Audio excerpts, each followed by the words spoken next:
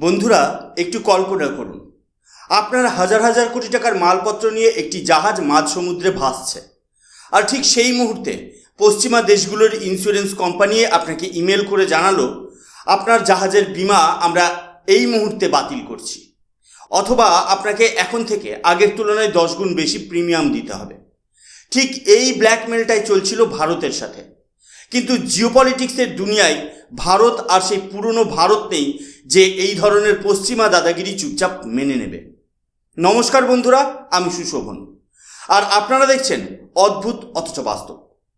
আজ আমরা এমন একটা মাস্টার স্ট্রোক নিয়ে আলোচনা করব যেখানে ভারত সরকার পশ্চিমা দেশগুলোর বড় বড় শিপিং ইন্স্যুরেন্স কোম্পানিগুলোকে এক ধাক্কায় 13,000 কোটি টাকার একটি বিশাল বড় ঝটকা দিয়েছে।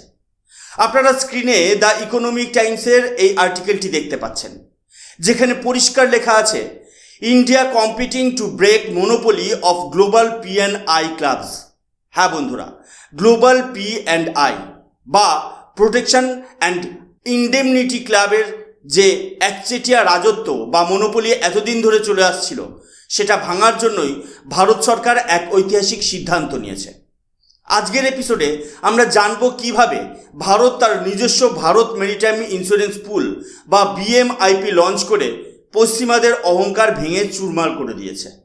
এই ভিডিওটি শেষ পর্যন্ত দেখতে থাকুন, কারণ এর গভীরে লুকিয়ে আছে ভারতের সাপ্লাই চেন এবং জিওপলিটিক্যাল স্ট্র্যাটেজির এক বিশাল বড় জয়।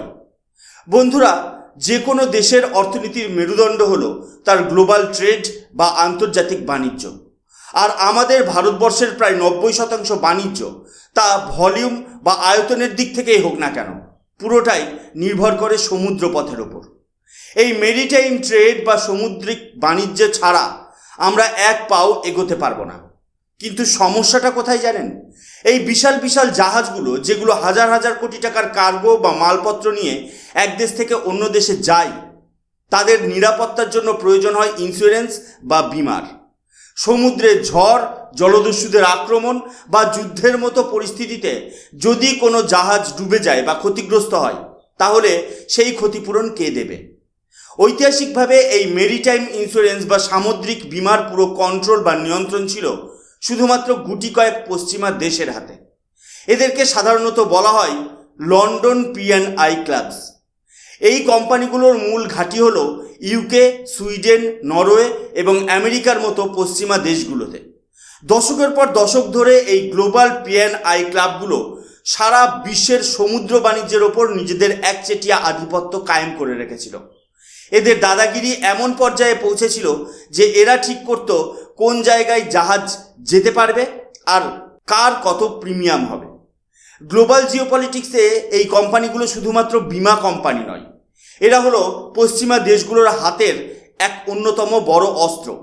যখনই কোনো দেশের সাথে পশ্চিমাদের সম্পর্ক খারাপ হয়, তখনই এরা এই দেশের জাহাজের ইন্স্যুরেন্স বাতিল করে দেয়, যাতে সেই দেশের বাণিজ্য পুরোপুরি থমকে যায়।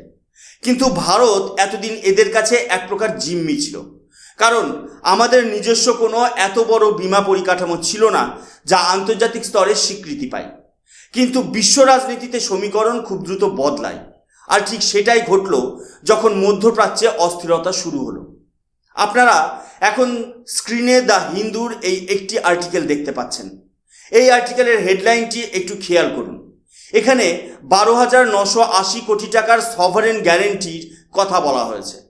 কিন্তু কেন এই বিশাল অঙ্কের গ্যারেন্টি দিতে হলো ভারত সরকারকে?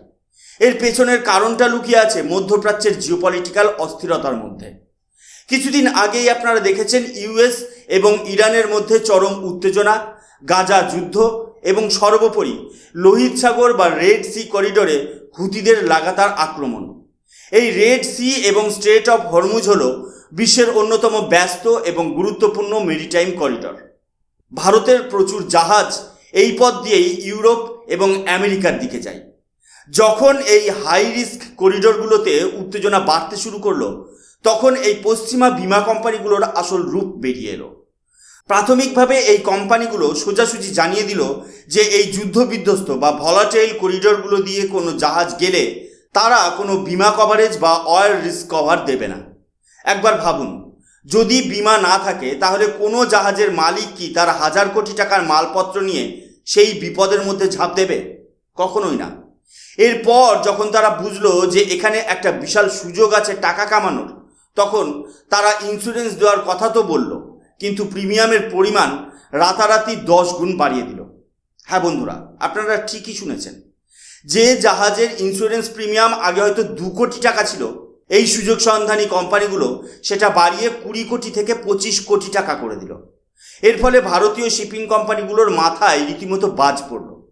একদিকে বিপদের ঝুঁকি, অন্যদিকে বিমা কোম্পানিগুলোর এই বিশাল আর্থিক শোষণ। এর সরাসরি প্রভাব পড়েছিল ভারতের সাপ্লাই চেইনের উপর। কারণ জাহাজের খরচ বাড়লে সেই খরচ গিয়ে পড়ে সাধারণ মানুষের ঘাড়ে, ফলে জিনিসপত্রের দাম বাড়ে। ভারত সরকার খুব ভালোভাবে বুঝতে পেরেছিল যে দেশের অর্থনীতিকে যদি এই পশ্চিমা এক্সটার্নাল ইন্স্যুরেন্স কোম্পানিগুলোর দয়ার ওপর ছেড়ে দেওয়া হয়, তবে ভারতের স্ট্র্যাটেজিক অটোনমি বা কৌশলগত স্বাধীনতা চরম হুমকির মুখে পড়বে। আর ঠিক সেই মুহূর্তেই ভারত সরকার এই ঐতিহাসিক পদক্ষেপটি গ্রহণ করে। পশ্চিমাদের এই ব্ল্যাকমেল থেকে দেশকে চিরতরে মুক্ত করার জন্য ভারত সরকার লঞ্চ করল বিএমআইপি, অর্থাৎ ভারত মেরিটাইম ইন্স্যুরেন্স পুল। এটি স্বাধীন ভারতের ইতিহাসে শিপিং সেক্টরে নেওয়া অন্যতম সেরা একটি পদক্ষেপ। ইউনিয়ন ক্যাবিনেট এই প্রস্তাবটিকে অনুমোদন দেয় এবং এর সবথেকে বড় ইউএসপি বা ইউনিক পয়েন্ট হলো এর পেছনের সভারেন গ্যারেন্টি। ভারত সরকার এই পুলে প্রায় 12,980 কোটি টাকার সভারেন গ্যারেন্টি প্রদান করেছে। এর মানে কি জানেন? এর মানে হলো এখন থেকে ভারতের কোনো জাহাজের পেছনে কোনো বেসরকারি পশ্চিমা কোম্পানি নয়, বরং স্বয়ং ভারত সরকার ঢাল হয়ে দাঁড়িয়ে আছে। সরকার গ্যারেন্টি দিচ্ছে যে যদি সমুদ্রে কোনো দুর্ঘটনা ঘটে বা যুদ্ধে জাহাজের কোনো ক্ষতি হয়, তাহলে ভারত সরকার তার ক্ষতিপূরণ মেটাবে। এই বিএমআইপির কভারেজ অত্যন্ত ব্যাপক। এর মধ্যে জাহাজের হাল অ্যান্ড মেশিনারি, জাহাজের ভেতরে থাকা কার্গো বা মালপত্র এবং প্রোটেকশন অ্যান্ড ইনডেমনিটি, এই সব কিছুই কভার করা হয়েছে। সবথেকে গুরুত্বপূর্ণ বিষয় হলো এর মধ্যে ওয়ার রিস্ক কভারও যুক্ত করা হয়েছে। অর্থাৎ ভারত সরকার স্পষ্ট ভাষায় জানিয়ে দিল, আমাদের দেশের জাহাজ পৃথিবীর যে কোনো পোর্ট থেকে ভারতের পোর্টে আসুক বা ভারতের পোর্ট থেকে আন্তর্জাতিক কোনো গন্তব্যে যাক, এমনকি সেটা যদি Red Sea, strait of Hormuz বা মালাক্কা স্ট্রেটের মতো কোনো অত্যন্ত হাই রিস্ক করিডর দিয়েও যায়, তবুও আমরা সম্পূর্ণ বিমা কভারেজ দিয়ে দেব। ট্রেড বা বাণিজ্যের ধারাবাহিকতা কোনোভাবেই ব্যাহত হতে দেওয়া যাবে না। এই ঘোষণার সাথে সাথেই ভারত সরকার আরও একটি মোক্ষম চাল চালল। পশ্চিমা কোম্পানিগুলো যেখানে প্রিমিয়াম 10 গুণ বাড়িয়েছিল, সেখানে ভারত তার নিজস্ব শিপিং কোম্পানিগুলোকে ওয়ার রিস্ক কভারের জন্য প্রিমিয়ামে প্রায় 27% থেকে 48% পর্যন্ত বিশাল ডিসকাউন্ট বা ছাড় দেওয়া শুরু করলো। এটা ছিল পশ্চিমাদের মুখে একটা সপাটে চর। বন্ধুরা, আপনারা স্ক্রিনে যে খবরটি দেখছেন সেটি প্রমাণ করে যে ভারতের এই মাস্টার স্ট্রোক কতটা সফল হয়েছে। যখনই এই পলিসি ঘোষণা করা হলো, তার ঠিক 1 মাসের মধ্যেই ভারত সরকার 85টি high risk insurance policy issue করে ফেলেছে। এর অর্থ হলো ভারতের নিজস্ব শিপিং ইন্ডাস্ট্রি এই বিএমআইপিকে শুধুমাত্র ওয়েলকাম বা স্বাগতই জানায়নি, বরং তারা অত্যন্ত আনন্দের সাথে ওপেন হ্যান্ডস বা খোলা হাতে একে গ্রহণ করেছে। তারা বুঝতে পেরেছে যে পশ্চিমা কোম্পানিগুলোর উপর ভরসা করার কোনো মানেই হয় না, কারণ বিপদের সময় তারাই সবার আগে হাত তুলে নেয়। আর এখন যেহেতু স্বয়ং ভারত সরকার তাদের পাশে দাঁড়িয়েছে, তাই তারা অত্যন্ত নিশ্চিন্তে নিজেদের ব্যবসা চালিয়ে যেতে পারছে। এর ভূরাজনৈতিক এবং অর্থনৈতিক ফায়দা বা সুবিধাগুলো একবার ভেবে দেখুন। প্রথমত, আমাদের ফরেন এক্সচেঞ্জ বা ফরেক্স রিজার্ভের একটা বিশাল বড় অংশ বেঁচে যাচ্ছে। এতদিন ধরে মিলিয়ন মিলিয়ন ডলার শুধু ইন্স্যুরেন্স প্রিমিয়াম হিসেবে লন্ডন বা আমেরিকার কোম্পানিগুলোর পকেটে চলে যেত। এখন সেই টাকাটা আমাদের দেশের ভেতরেই থাকবে। দ্বিতীয়ত, জিওপলিটিক্যাল ইন্ডিপেন্ডেন্স। এখন যদি কালকে আমেরিকা বা ইউরোপের কোনো দেশ ভারতের উপর প্রেশার বা চাপ তৈরি করার চেষ্টা করে বা স্যাংশন লাগানোর ভয় দেখায়, ভারতের ট্রেড বা বাণিজ্যে তার বিন্দুমাত্র প্রভাব পড়বে না, কারণ আমাদের নিজেদের বিমা পরিকাঠামো তৈরি হয়ে গেছে। কিন্তু বন্ধুরা, আপনারা যদি ভাবেন যে ভারত সরকার শুধুমাত্র এই ইন্স্যুরেন্স পুল তৈরি করেই থেমে গেছে, তাহলে আপনারা সম্পূর্ণ ভুল ভাবছেন। এটা আসলে একটা অনেক বড় গাজরের মাত্র একটা ছোট্ট অংশ। ভারত খুব সুপরিকল্পিতভাবে মেরিটাইম সেক্টরে পশ্চিমা এবং চাইনিজদের আধিপত্য শেষ করার জন্য গুটি সাজাচ্ছে। আপনারা হয়তো জানেন বর্তমানে গ্লোবাল শিপিং কন্টেনার এবং লজিস্টিক সেক্টরে এমএসসি, ফ্রান্সের সিএমএ, সিজিএম, মায়ের্স্ক এবং চীনের কসকোর মতো কোম্পানিগুলোর আধিপত্য বা মনোপলি রয়েছে। ভারত এবার এদের মনোপলিও ভাঙতে চলেছে।